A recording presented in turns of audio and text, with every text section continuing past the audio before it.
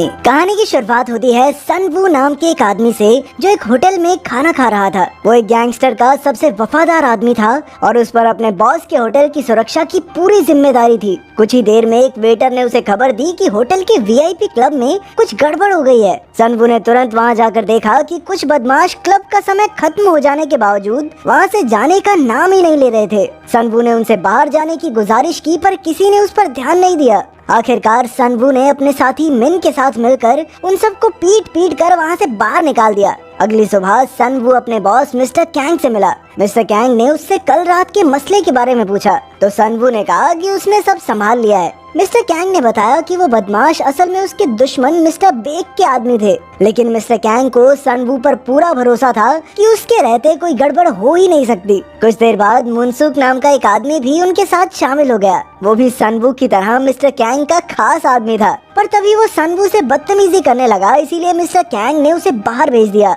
फिर mister Kang ने सनवू से कहा कि वो किसी काम से शंघाई जा रहा है और वो चाहता है कि सनवू उसकी गर्लफ्रेंड हीशो पर नजर रखे, क्योंकि मिस्टर कैंग को शक था कि हीशो उसे किसी और आदमी के साथ धोखा दे रही है। साथ ही उसने सनवू को हुक्म दिया कि अगर हीशो सच में किसी और से प्यार करती है तो उसे और उसके बॉयफ्रेंड को जान से मार दियो। ये सुनकर सनवू को काफी हैरानी हुई, पर मिस्टर कैंग को धोखा बिल्कुल बर्दाश्त नहीं था। कुछ समय बाद सनवू हीशो के घर एक तोहफा लेकर पहुंचा। हीशो ने तोहफा खोला तो उसमें से एक लैंप निकला, जिसे देखकर वो काफी खुश हुई। तभी अचानक हीशो को किसी ने फोन किया और फोन पर बात करने के बाद हीशो घर से बाहर जाने को तैयार होने लगी। तब सनवू ने कहा कि वो हीशो को जहाँ जाना है वहाँ ले जाएगा, पर वो कहने लगी कि मैं खुद गाड़ी चला सकती हूँ, ठीक है। जाने से पहले सनवू ने उसे अपना बिजनेस कार्ड दिया और कहा कि अगर कोई भी जरूरत हो तो वो उसे कॉल कर सकती है। पर सनवू कहीं गया नहीं, बल्कि छुपकर हीशो का पीछा करने लगा। पूरा दिन हीशो का पीछा करके आखिरकार सनवू मिस्टर कैंग के होटल में लौटकर मुनसुक से मिला। मुनसुक ने उसे बताया कि उसने जिन बदमाशों को क्लब में पीटा था, उनका बॉस मिस्टर बेक रोज उसे फोन करके सनवू से मिलने की बात करता है। उसी पल मुनसुक के फोन पर फिर से मिस्टर बेक का फोन आया, पर इस बार फोन सनवू ने उठा लिया। उसने मिस्टर बेक से कहा कि अगर मुझसे मिलना हो तो खुद चलकर आना होगा। इससे पहले कि बेक कुछ बोल भी पाता, सनवू ने फोन काट दिया। उधर बेक अपने अड्डे पर एक आदमी को बुरी तरह पीट रहा था, क्योंकि जब सनवू ने उससे मिलने से इनकार कर दिया तो इस आदमी की हंसी छूट गई थी। फिर अगले दिन सनवू अचानक फोन की घंटी सुनकर उठ गया। असल में ये कॉल हीशो ने किया था। हीशो ने कहा कि वो जल्द से जल्द उससे मिलना चाहती है। इसके बाद सनवू हीशो से मिलने पहुंचा और उन दोनों ने साथ खाना खाया और बातें की। हीशो ने उससे पूछा, तुम एग्जैक्टली करते क्या हो? तो सनवू ने बताया कि वो मिस्टर कैंग के होटल में काम करता है। बातों बातों में हीशो ने बताया कि वो सनवू को बहुत खतरनाक समझती थी। तब सनवू ने मुस्कुराकर कहा कि वो इतना भी खतरनाक नहीं जितना दिखता है। इसके बाद सनवू हीशो को उसकी म्यूजिक क्लास में ले गया।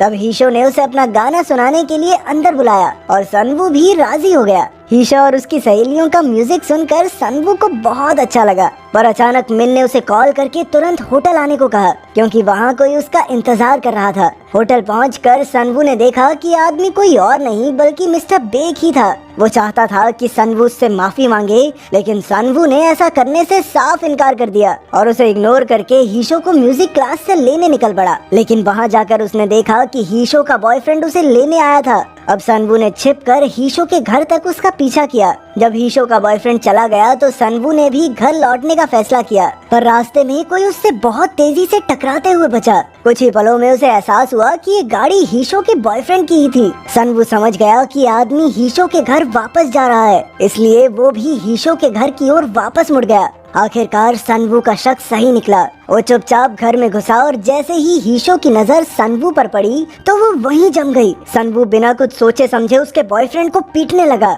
आखिरकार वो उसकी जान लेने ही वाला था कि हीशो ने बीच में आकर उसे रोक दिया। अब सनवू ये सारी बात मिस्टर कैंग को बताने ही वाला था कि उसकी नजर हीशो पर पड़ी, जो बुरी तरह रो रही थी। तब सनवू का दिल पिघल गया और उसने मिस्टर कैंग को फोन नहीं किया, क्योंकि वो जानता था कि अगर मिस्टर कैंग को इस बारे में पता चला तो क्या होगा। खैर, फिर सनवू ने उन दोनों को एक दूसरे से दूर रहने की चेतावनी दी, वरना वो दोनों बेमौत मारे जाएंगे। इसके बाद सनवू घर की ओर निकल पड़ा, पर रास्ते में कुछ बदमाश उसे परेशान करने लगे। आखिरकार सनवू ने कहीं का गुस्सा कहीं निकाल दिया। उसका दिमाग पहले से सनका हुआ था, तो उसने उन सब की खूब धुलाई की और फिर चुपचाप अपने घर आ गया। तभी ओमू नाम के एक आदमी ने उसके पास आकर मिस्टर बेक से माफी मांगने को कहा। अगर सनवू इस बार भी नहीं माना तो मिस्टर बेक उसे जिंदा नहीं छोड़ेगा। लेकिन सनवू को इस बात से कोई फर्क नहीं पड़ा और उसने ओमू से कहा कि भाई चला जा, कहीं खर्चा पानी लेके जाए। अगले दिन मिस्टर कैंग शंघाई से लौटकर सीधा हीशो के घर पहुंचा। उसने देखा कि हीशो थोड़ा घबराई हुई थी। तब हीशो ने मिस्टर कैंग से कहा कि वो उससे रिश्ता तोड़ना चाहती है।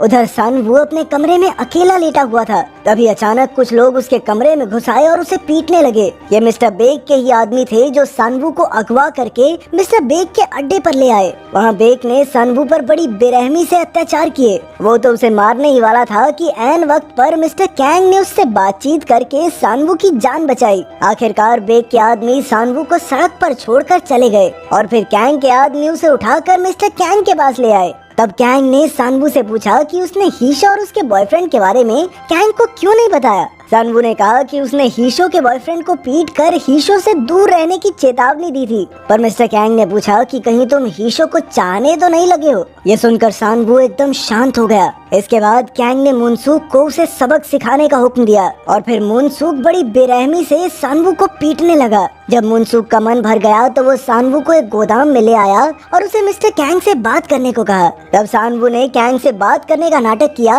और अचानक उसने मुनसूक और उसके आदमियों पर हमला करके सबकी हड्डी पसली एक कर दी। इसके बाद वो तुरंत वहाँ से फरार हो गया। जब कैंग को इसकी खबर मिली तो वो गुस्से से भर गया और उसने सनवू को जान से मारने का फैसला किया। अगली सुबह सनवू अपने साथी मिन से मिलने गया और उसने मिन को कैंग की गैंग छोड़ने की सलाह दी, क्योंकि अब कैंग उससे जुड़े हुए किसी आदमी को नहीं छोड़ेगा। फिर कुछ दिन बाद सनवू कुछ गैंग डीलर्स से बंदूकें खरीदने गया, लेकिन उनसे बंदूक खरीदना इतना आसान नहीं था, क्योंकि वो बड़े गैंग लीडर्स के कहने पर ही बंदूकों की सप्लाई करते थे। सनवू ने कहा कि वो एक माफिया गैंगस्टर का खास आदमी है और उसी के कहने पर बंदूकें लेने आया है। खैर फिर वो लोग सनवू को अपने बॉस के पास ले गए, जिसने सनवू से पूछा कि वो किस गैंग से है। तो सनवू ने झूठ कह दिया कि वो हान नाम के एक माफिया बॉस की गैंग से है। फिर उसने बॉस को अपना कार्ड दिया और जैसे ही सनवू बंदूक से कपड़ा हटा रहा था तो अचानक बॉस ने उसे रोककर कहा कि हान से बात करवा मेरी फोन पर। फिर जैसे ही बॉस ने हान को फोन किया तो वो हैरान रह गया, क्योंकि सनवू तो उसका आदमी था ही नहीं।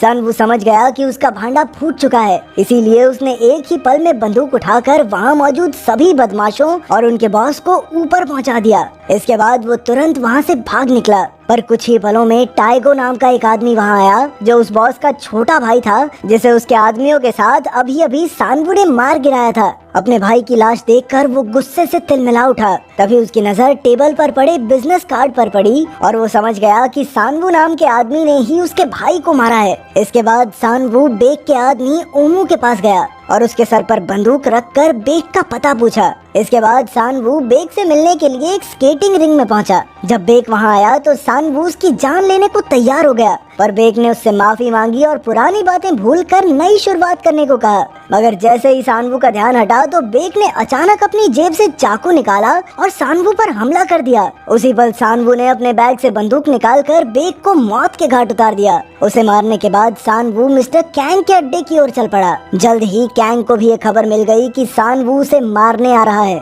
इसीलिए कैंग ने मुनसूक और अपने सभी गुंडों को तैयार रहने का हुक्म दिया। जल्द ही सनवू कैंग के होटल में पहुंच गया और जो जो उसके रास्ते में आया वो उन सबको खत्म करने लगा। इसके बाद उसका सामना हुआ मुनसूक से। मुनसूक ने तुरंत अपना चाकू निकाला, पर सनवू ने बिना समय गवाए उस पर गोली चला दी।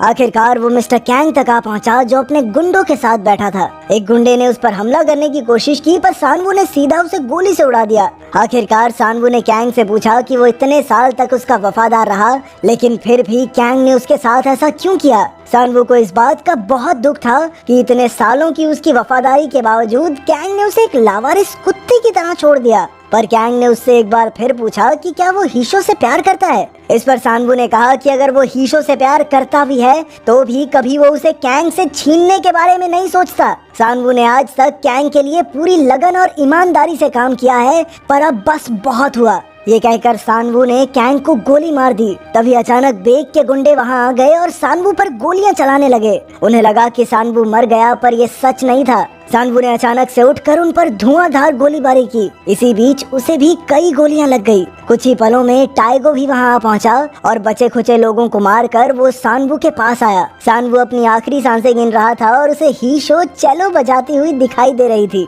उसे एहसास हुआ कि हीशो को संगीत बजाते देखना उसकी जिंदगी का सबसे हसीन पल था और इसी के साथ टाइगो ने उसे गोली मारकर खत्म कर दिया। नहीं यार, ऐसे नहीं होता। इस एंडिंग ने तो कसम से दिल तोड़ दिया। तुम्हारे हिसाब से फिल्म की एंडिंग क्या होनी चाहिए थी? कमेंट्स में जरूर